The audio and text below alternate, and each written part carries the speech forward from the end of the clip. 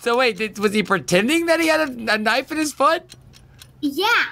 And he thought it was really funny, but it made you cry? Yes. Oh, did you laugh after you realized it was a joke? No. Oh, this is good. Are you ready, big dog? I'm ready. Did I even tell you what we're ready. doing? No.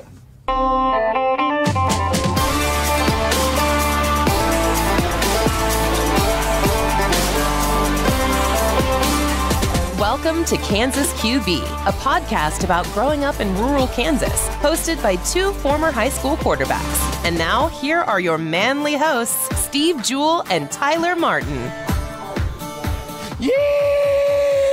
Yeehaw! Ride 'em, cowboy!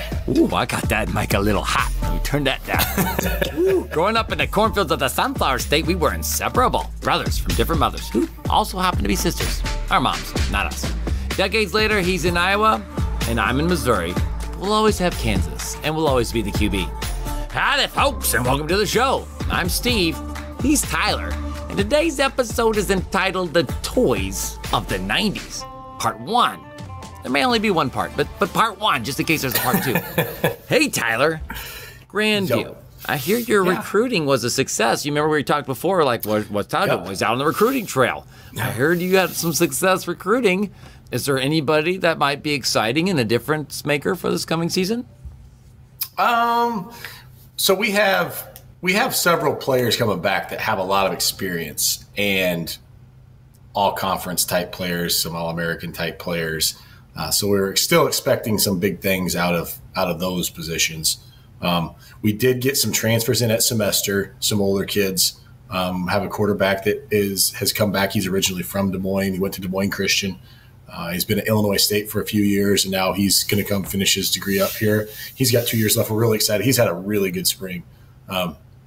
Torching the DBs, like he's got a good arm, and he adds a different dimension than what we've had the last few years. We've had a really great quarterback, but now our quarterback coming in, Jackson, is able to add a quarterback run game dimension that we really haven't had. That it's no fun to defend if you're a defensive coach. So excited about that. Have had a couple of receivers come in. We still have a really explosive receiver on the outside and a returning kid. So it's going to be fun. We're trying to be at a point that when we go out and recruit freshmen, we don't need them to step in and play right away. There's always going to be a few here and there that are dynamic enough that'll at least help with some depth, and we get that every year. But if you're asking a bunch of kids that are truly that kind of difference-making freshmen that they can play for us, they're probably going to go somewhere else. Does that make sense? That makes complete sense. So compare your experience recruiting and trying to get these guys to come, and then the feeling of them telling you, yeah, we're coming, or somebody you thought was coming, saying, you know what, we've decided to go this way or whatever. Compare that experience and what that's like to NCAA 2003 dynasty mode. It's not comparable. There's just not comparable. No, not comparable. Not at all. The whole thing is it is in the modern era of recruiting, it is based on huddle and Twitter and these graphics, and they want to see this and they want to see that. But at the end of the day, nothing has changed. The people that you're excited about that you land, you get those guys because of because of the relationships that you've built up early in the game. They've been at camp for 2 years. I've been in their school 4 times since they've been there. I go to their house to visit them. I call them on the phone, not just text them or not just DM. Like, you build those relationships, and you're trying to get these guys to, you're recruiting, you're selling them on what we have to offer. And at the same time, you have to make sure that it's a two-way street, because the last thing in the world that we want is you to come and 3 semesters in, you're like, you know what, maybe this isn't the spot for me. And then you've wasted 3 years. We've wasted 3 years. We wasted that it doesn't work that way. So we're going to recruit the kids because they're a fit for us, and not just athletically, but we do our due diligence. How are their grades? How is their work ethic? What are they like in the classroom and in the weight room and when nobody's around? What do their coaches say about them? What do their teachers say about them? We want those types of kids so that now we know if I'm going to go invest this much time recruiting you, I need you to be a guy that I'm not worried about when you're here. Okay, so 2 more questions then. Number 1, would you say the call from the head coach that's worth 4 recruiting points in Dynasty mode in 2003 versus the assistant coach like you, 2 points, would you say it's closer to 4 points and 4 points, or is your head coach really the closer? I would say the head coach's call and that talk is always going to carry a lot of weight, and guys want to hear that. But he may only call you once or twice or come on the home visit, which is awesome. I'm going to call you 30 times. So the points are going to rack up. You ever get ghosted? You ever get ghosted? It happens. I mean, when I don't appreciate that part of it, but it happens when most of the time we're swinging probably out of our weight class anyways. And the guys have been nice and strong us along. I just appreciate, because we do it the same way. Hey, man, it's been awesome recruiting you. I have bad news for you. We've had some commitments. I don't have the money. I'm actually going to stop. Then is there something else that I can do? Where are you looking? Can I put a word in for you somewhere else? That's fine. I also appreciate when guys call me, and that's when you know you're recruiting the right kid, when you get a phone call from them that says, hey, coach, thank you for everything. I respect everything you've done. I just wanted to call you and let you know that I've decided that I'm going to be going to Oklahoma University, Ohio State. Yeah. Thanks, when I get beat Coach. by those guys, yeah. So last question, because this is interesting, and I know at least Mike Hubble will find this interesting. Yeah, right. He's all about this stuff, but who your big board, or whatever that is in college football recruiting, and your top 10 prospects that you're bringing in this year, whatever your ranking process is, and maybe you don't rank them all, but how many of those top 10 did you personally recruit and bring into Grandview? Your top recruits all came from Tyler Martin, didn't they? I know, absolutely not. Again, that's a little different. So, when we do it, we're assigned areas to begin with. And so we go through our schools that are in our areas, and I get everybody input onto our big database, but it's broken down by position group. So after that, I still talk to the guys and I still recruit the guys in my school that we're going to recruit. But our O lineman, I would say Sam Joyce is near the top of our list as far as, hey, that's a great get for us. He's a and that's the son of Marty Joyce, who my dad coached and your dad coached. Yeah. So we're super excited about Sam. And I mean, am I the reason his name was on the board? Yeah. But once he got handed off to the O-line board, Coach Fulton, our offensive coordinator and who coaches the O-line, he kind of takes over. And I kind of do the personal stuff. I don't do the football stuff anymore with that. Same way when I get all the DBs into and all the specialists onto my sheets, I take over. I'm going to recruit you guys, and I appreciate it when the other coaches kind of bow out. I want to talk to these guys that are going to be my guys. Right. And I stay in contact with the guys in my area, kind of as just a cursory. Right. Hey man, things are going great. Double team them, whatever. So. How many times have you this year had to call? How many calls did you have to make? Because you get broken up with a lot. You have to deal with the rejection when someone goes to Tennessee or Alabama instead of coming to Grandview. How many breakup calls did you have to make this year? Did I make? I think when it came down to it, we got full. I think just 3 this year that were, hey. Did any of them break your heart, or were you like, let's see you kids? See you kids. Well, no, none were like that. They're never easy because you've put in time and you've started to build a relationship with these guys, and you've probably, if they've come on a visit, you've met their family. That's the part that gets tough. And here's the deal: we really don't do it that often, and it's not normally for our top end guys. Right. If we had you on there, we're going to wait for you regardless.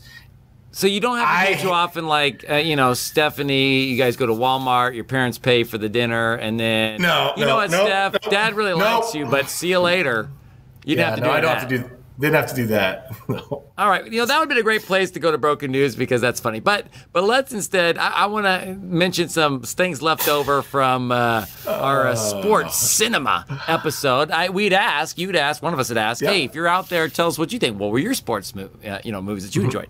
And we had a little bit of I had some people text me. We had some things on the Facebook page coming through Messenger, and so I wanted to point out that first of all, Carmen. Formerly Carmen Albers, Carmen Van Hulten, who we enjoy so very much. We haven't heard from her in a while, and she wanted to know where are the Adam Sandler movies. I know you're an Adam Sandler fan, Tyler. Why weren't there any Adam Sandler movies on our list? Okay, Adam Sandler, like Happy Gilmore and Waterboy, and those type. Yeah, sports movies, okay, but slapstick comedy, definitely, and that was not. They weren't high on the watchability list at either of our houses. So we kind of skewed pretty heavily towards family movies in our list too. Yes, and that was we had some parameters is probably the best way to put it of time frame of when we were kids, of when we watched them, and also we weren't going to talk about any of the older, newer, but mainly the bad one. Bad's not the right way to put that because we said best movies of all time, but we had a pretty narrow scope for sure. She also mentioned The Greatest Game Ever Played, and she said, that was a family movie. You could have mentioned that. It was a good one. Have you ever seen that one? I actually watched it last week during Masters Week. It was on just in the background during the day one day. Yeah, I do like that movie a lot. That's a good one. And then, of course, Mike, he doesn't always text me, but he occasionally will text me after the show with his thoughts. So that, honestly, Mike Hubble and a couple of the other our Patreon folks, there's probably about 10 of you out there that, and our friend Matt's one of them. We have about 10 of you out there that you're commenting on the Facebook page, texting us. Tyler and I, could just do this and not put it online. We could just do it for posterity. One of the reasons we continue to put them online is because of Mike texting me in different things. They seem to like it. So anyway, Mike texted me, and he had actually a very similar list. As the kids say, Mike was vibing with us. We were vibing with Mike. The list that he sent me. He liked the same movies. He added one other one that completely was. One of these things is not like the other. It's School Ties, which you might remember that one. Brendan Fraser, which you think of him as a Jewish quarterback. That's probably not the first role you would probably imagine for Brendan Fraser, but he was really good in that one. You're either that or the Mummy. Yeah. Well, right. Matt Damon was like bad guy. That didn't happen very often. I noticed. I remember Chris O'Donnell was in that one. I always liked Chris O'Donnell. Mm-hmm. And man, there's a lot of good actors in that one. But it was a little more of a drama. It was a good movie. It was more in the, if you're going to compare it to a sports movie, probably like closer to like All the Right Moves with Tom Cruise and more of a drama, although that was football, but less the coal mines. But along like Dead Poet Society, like it was kind of in that vibey range of similar time frame. So then, Tyler, obviously we're football guys, number one. I know you had a list of football. I do. And these are all like, folks, if you're out there listening, like, wait, let's watch this one with our children. Keep in mind that, not all of these. This is the TBS AMC version. But go ahead. Just with the text and the messages we got, hey, you left this off. Hey, you left it. We are well aware of the movies we left off. Here's just a quick list of the football movies that we didn't mention. Friday Night Lights, Blindside, Jerry Maguire, The Express, Invincible, We Are Marshall, North Dallas 40, Radio, Junction Boys, The Replacements, Program, Varsity Blues. We just mentioned All the Right Moves. Necessary Roughness. Bad News Bears. Bad News Bears. That was baseball. That's baseball. What was there's a football version of that from about the same time. I can't remember what it is. Keep going. Gridiron Gang. Gridiron Gang. So there was a lot of movies that we left off, and we're not critics, right? We're not. No. There's a lot of movies that we haven't seen. True that. Now, okay, so off topic, not where we were going, but Steve, we're not now just put in a box of what you have to pick. I want your favorite football, baseball, basketball, golf movie. Go. You know what? Honestly, Tyler, I think I've already said my favorite ones. Like I'm on because we weren't just trying to keep it family. Like, I mean, we were, but those are my favorites. But let's see, favorite football movie ever. I'm not picking Little Giants over Remember the Titans. I'm going with Remember the Titans as my favorite football movie. I am. Now, if I went back and watched The Little Giants, I might say, well, honestly, I might be with Carmen. Like, if you're saying what's like the football movie that I most enjoyed, it's probably Waterboy. I mean, honestly, or something along those lines, because I didn't like the drama, like, you know, that's not my genre. Drama sports, not my genre. But so probably Waterboy. I can get that. I think I'm taking Remember the Titans. One, posterity, because we watched it before the state championship game. We watched it in the theater, and two, again, it was playing in the background in somebody's office this week. That soundtrack was unreal with the great '70s music. So, okay, I'm going. Remember the Titans.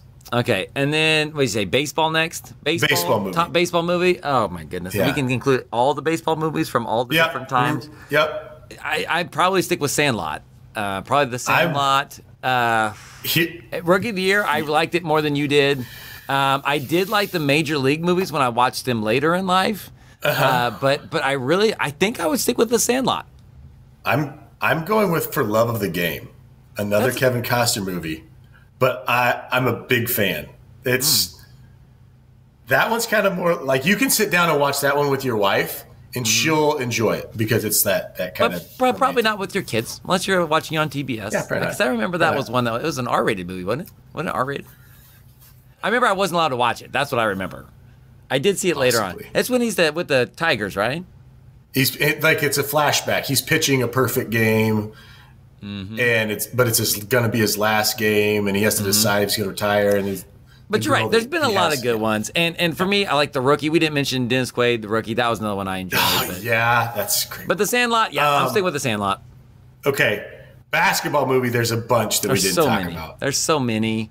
And for the basketball one, I will probably go with Space Jam. I mean, I just probably will. Obviously, I love basketball, and there's so many good ones. And you might be like, wait, Space Jam? That's ridiculous. I love that movie, even though Michael Jordan's not much of an actor. But honestly, I might go.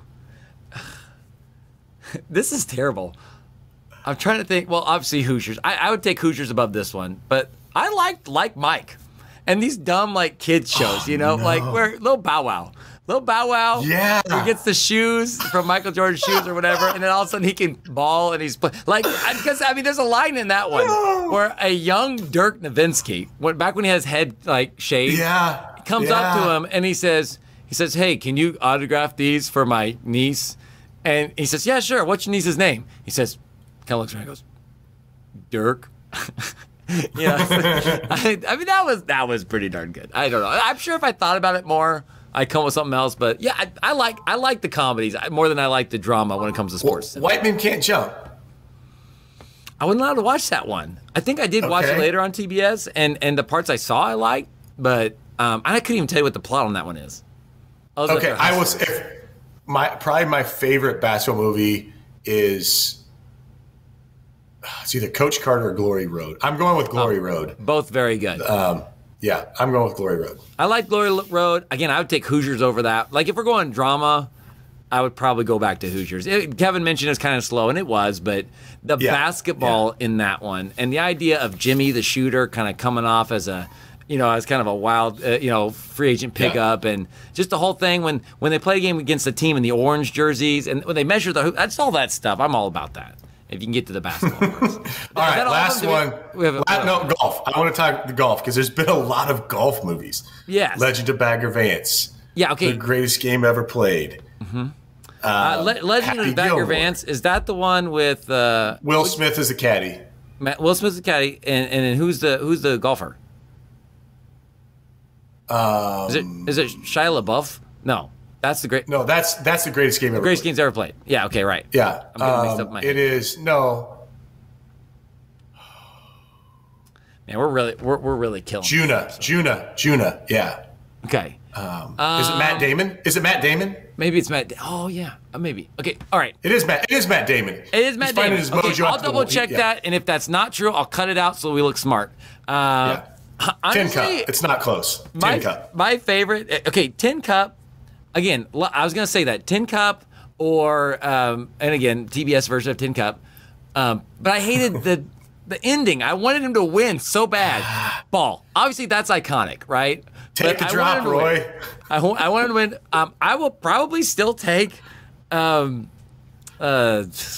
Sandler's Happy Gilmore for no other reason than the first time I saw anything from that movie. I was watching The Price is Right with Bob Barker. Like I was homesick, and Price is Right said, "I want you to know that I was in a movie recently, and here's a clip." And then during the Price is Right show, there's this clip of Bob Barker and Adam Sandler getting in a fight, and at one point, Adam Sandler saying, "The price is wrong, Bob." And I've quoted that so many times. I'm gonna take, Happy Gilmore.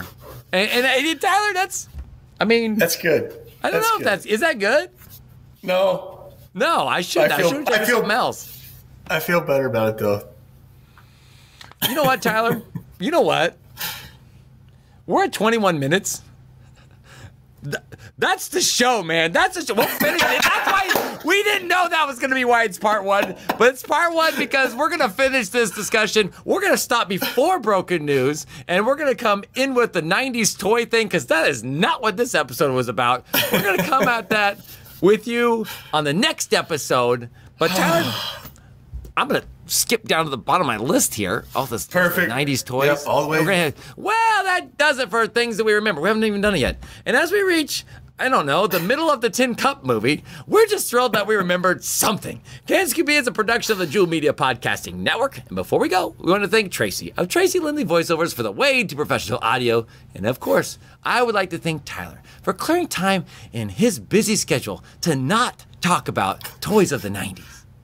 Part one. This was such a great use of our time this afternoon. Yeah, but listen. But later on, it's going to be great. It's going to be great. It was all good stuff, and you got a birthday party to get to anyway, so we'll just finish there. Well, that's enough of that. For Tyler, I'm Steve, wishing you big fun in your small town.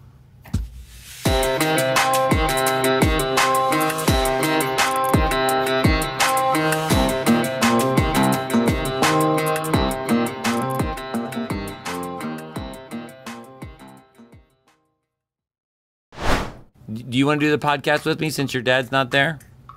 Yeah. Okay. You know how it starts? No.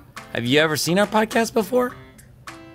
Yes. Oh, you have seen the podcast. Are you a big fan? How much likes do you guys get? I don't think that's important, Will. I mean, we don't have that many, but it's all more about, the fun, How much? I mean, it's more than 5 and it's less than, 7,000. It's also less than 5,000. You know what? Technically, it's less than 1,000. I would say, if I was completely honest, the average video number of likes is probably less than 10. But the important thing, Will, is that we try hard, Yeah. Yeah. All right. Are you ready? Start the show? How do we do it? Well, I just hit this button right here, okay? Are you ready? Yeah. Are you ready, big dog? I'm ready. Did I even tell you what we're ready. doing? Nope. Yee-haw! Yeah. You're supposed to say Ride 'em Cowboy. Riding Cowboy. Howdy, folks, and welcome to the show. I'm Steve, he's Will, and today's episode is entitled Toys of the 90s, Part 1. Hey, Will, a couple questions for you. Hey. I heard that you had a fun birthday party today. Tell me some of the fun things that you did today. So I went on this zip line, and then I went into this ball pit, that changed the colors. With changed colors? And I did this VR set. Uh-huh. There too. And then I jumped on this soft I jumped on this soft beanbag once I jumped off this trampoline. So, yeah. Super cool. All right, quick question for you. Tell me about your dad. Tell me something funny that your dad likes to do sometimes. Well, he really likes to coach football, and so yeah. Is he a very good coach? Yeah. Does he know a lot about football, you think? Yes. Would you want him to be your coach if you played football? Yes. Yeah, that's pretty cool. Does he ever do anything silly to make you laugh?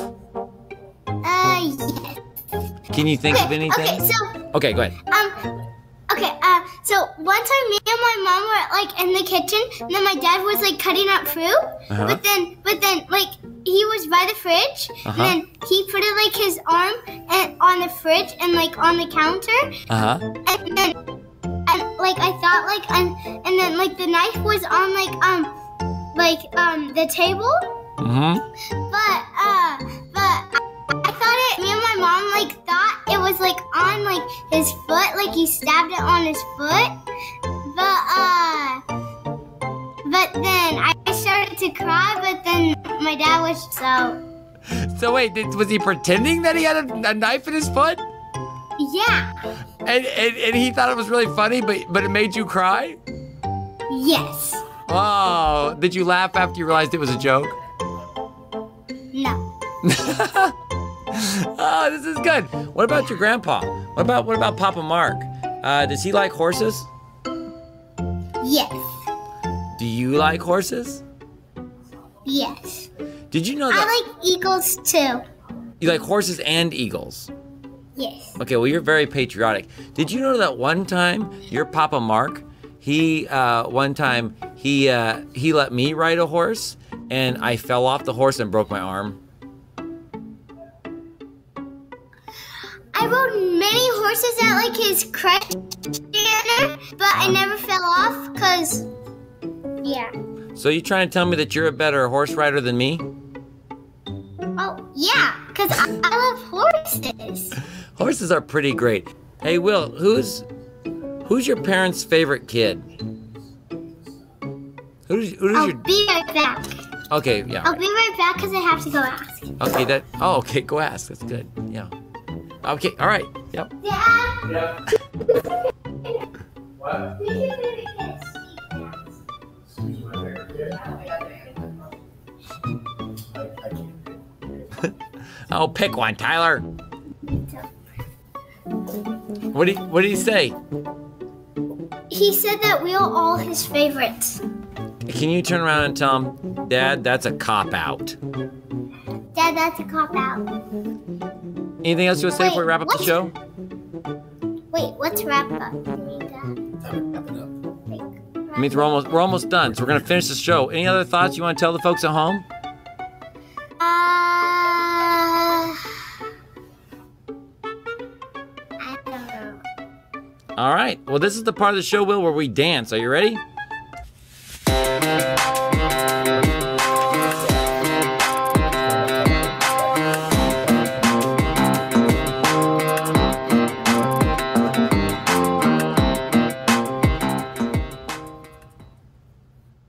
And then you got to wave. Yep, there it is. All right, ladies and gentlemen, that was Will Martin.